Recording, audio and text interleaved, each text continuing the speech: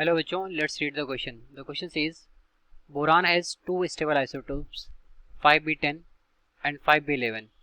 Their respective masses are 10.01294 U and 11.00931 U, and the atomic mass of boron is 10.811 U. The abundance of 5b10 and 5b11 are respectively nearing 2. So question में बोल रहा है यहाँ पर कि boron के दो आइसोटोप्स गिवन है, पहला है 5b10 और दूसरा 5b11. इनके मासेस हमें गिवन है इन एटॉमिक मास यूनिट, और जो एवरेज एटॉमिक मास है इसका वो हमें गिवन है 10.811 U, और इनकी हमें बोल रहा है कि एबंडेंसेस को बताना है कि क्या होगा. तो सॉल्व करेंगे इस प्रॉब्लम को. पहले हम अपना नोट डाउन करेंगे यहाँ पर की कॉन्सेप्ट. तो देखते हैं हमारे यहाँ पर की कॉन्सेप्ट क्या होगा. की कॉन्सेप्ट, जो हमारा की कॉन्सेप्ट होगा यहाँ पर वो होगा एवरेज एटॉमिक मास का फार्मूला. ठीक है, इसको नोट डाउन करेंगे. एवरेज एटॉमिक मास,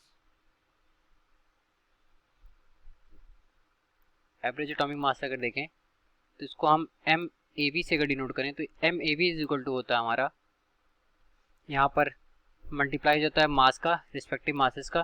ठीक है, m1, और यहाँ पर एबंडेंस आ जाता है f. ठीक है, m1 f1 या फिर m2 f2 plus m3 f3 up to ऐसे चला जाएगा, और डिवाइड बाय हो जाएगा हमारा ये 100. ठीक है, अगर f1 f2 f3 हमारे परसेंटेज में गिवन है तो उसको 100 से डिवाइड कर देंगे. ठीक, यहाँ पर नोट डाउन कर लें. हेयर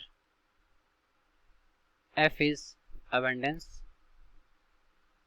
अबंडेंस का मतलब बेसिकली होता है कि नेचुरली वो कितना हमें नेचर में मिल रहा है कोई भी मटेरियल. ठीक है, जैसे कि अगर 100 ग्राम हमने बोरान लिया नेचर से, तो उसमें से अगर 70 ग्राम ही हमें बोरान मिला और 30% इम्प्योरिटीज निकली, तो जो 70% बोरान होगा वो हमारा उसका एबंडेंस कहलाएगा.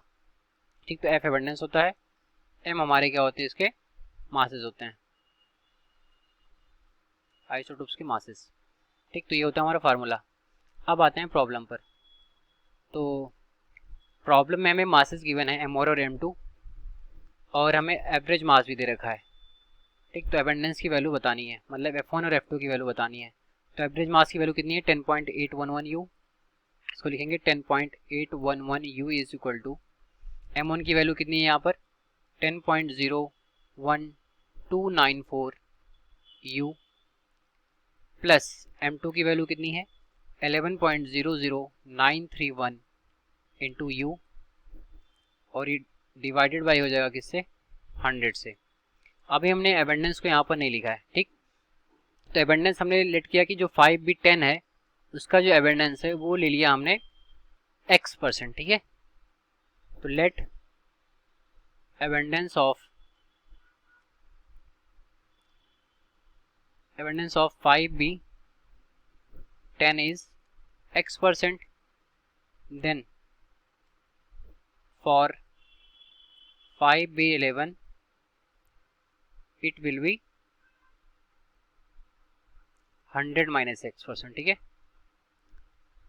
ये दोनों आइसोटोप्स हैं बोरान के, तो अगर बोरान का जो पहला आइसोटोप हो वो x% मिल रहा है तो दूसरा 100 माइनस x% होगा नेचर में. तो यहाँ पर एबंडेंस का मल्टीप्लाई करेंगे, तो यहाँ पे इसको परसेंटेज में है तो हमने इसको परसेंटेज को हटाने के लिए 100 से डिवाइड कर दिया है, तो यहाँ पर x हो जाएगा और यहाँ पर मल्टीप्लाई हो जाएगा 100 माइनस x का. ठीक है, अब इसको सिंप्लीफाई करेंगे तो 100 का मल्टीप्लाई होगा 10.811 U, और U से U हमारा सारा दोनों साइड का कैंसिल हो जाएगा. तो सिंप्लीफाई करेंगे इसको तो ये हो जाएगा 10.811 U इंटू 100, और यहाँ पर हमारा 11.0931 U का 100 से मल्टीप्लाई करेंगे और इधर लाएंगे तो ये माइनस में हो जाएगा. तो 11.00931, और सॉरी हम यहाँ से U को हटा देते हैं क्योंकि U हमने दोनों तरफ से कैंसिल कर दिया है. ठीक है, तो 11.00931 इंटू 100 ये इधर आ गया.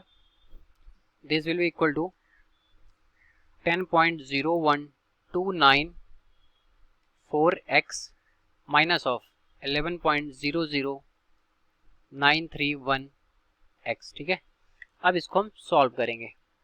तो सॉल्व करके देखते हैं क्या आता है. तो यहाँ से अगर 100 कॉमन ले लें और 10.811 में से 11.00931 को माइनस करें तो जो वैल्यू निकल करके आएगी वो आ जाएगी 0.19831. ठीक है, और ये नेगेटिव में होगा इंटू 100. और इस साइड करेंगे तो ये भी निगेटिव में वैल्यू आएगी।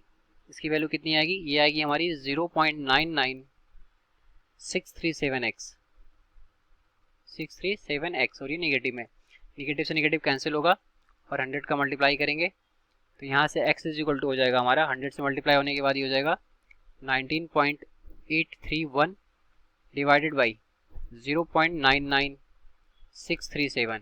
इसको फर्दर सिंप्लीफाई करेंगे तो जो x की वैल्यू यहाँ से निकल के आएगी वो 19.90 निकल करके आएगी। ठीक है, तो हमारा x परसेंटेज कितना हो गया 19.90, तो यहाँ से x परसेंटेज कितना हो जाएगा 19.90%, या फिर इसको हम लिख सकते हैं 20%। तो अगर हमारा x परसेंटेज हो गया 20%, मतलब 5b जो 10 हो गया, इसकी अबेंडेंस कितनी होगी 20%। देयरफॉर फॉर 5b 11, ये हमारा x माइनस 100% था, ठीक, सॉरी 100 माइनस x%। तो इसको फिर से चेंज करते हैं,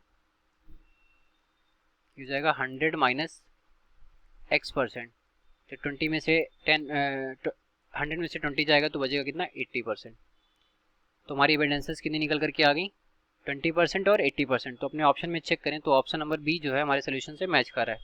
ठीक, तो ऑप्शन बी हमारा सोल्यूशन का करेक्ट ऑप्शन होगा, हेंस बी इज करेक्ट।